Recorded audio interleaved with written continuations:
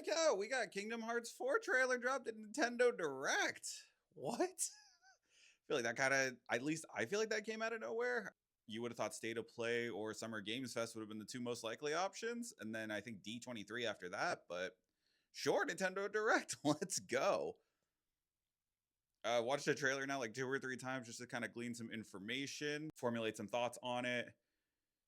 Starts off, we get like a little bit of a lore drop from Strelitzia that our KH friends are the ones who have brought darkness now, or like the concept of light and dark from their world into.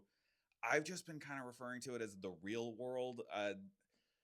Unreality, I think I've heard thrown around, or obviously the Quadrata might be like what this version of like Shibuya is.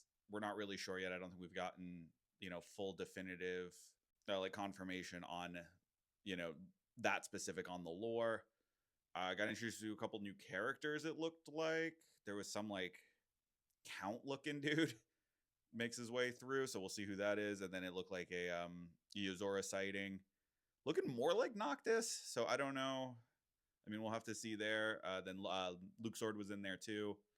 He's going to play a big part, it seems like, in whatever this kind of real world version of things are. Then we got some gameplay from that Darkness fight that we've seen in a lot of the trailers so far. That seems to be all they're giving us now. Totally understandable. I'm actually like really good with that. I don't want to know too much more about the game without playing it. I feel like that's going to be basically our Darkness tutorial fight, or Dark Side. Dark Side. I promise I'm a real fan. So we get to see more of that. Get to see what some of the combat looks like with the menus, like the command menu. Looks good. Looks fluid. Pretty similar to 3. Character designs definitely a lot more grounded, it looks like. I've seen some criticism already, like, is it going to be too like realistic Final Fantasy? I think it makes sense for the story that it looks like they're going to try to tell with this whole unreality thing, or real world, whatever we're going to call it. It reminds me of like the costume changes that Sora's had, and like basically like going to Toy Box when he looks like a Lego figure or an action figure. I feel like that's what we're getting of him. Like he had to assimilate to the new world that he's in. So yeah, I'm so hyped between FF7 Revelation, and then we get some KH4 drop. We don't get a date yet, unfortunately, but I feel like, I don't know, what does that mean? If it's going to be coming out, if they're not giving it a date, yeah, all we basically got is that for the release is that it's multi-platform with the Nintendo drop, and that it's going to come out, yeah, across platforms. So that in itself is cool.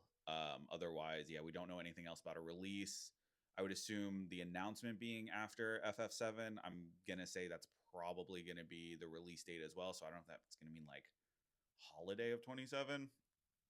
I always felt like KH was more of a springtime thing, but I don't know. We'll have to see. So yeah, super excited. This was a great week for your boy. I know my main bread and butter is usually the sports games, but these are my two probably, I mean, they're my two favorite non-sports franchises that I am like so locked into and just been waiting for the releases. So yeah, maybe do some playthroughs. Maybe that'll be some new supplemental content. We'll have to see. We'll get caught up before the new ones come out. So stay tuned. We'll catch you later. Cheers.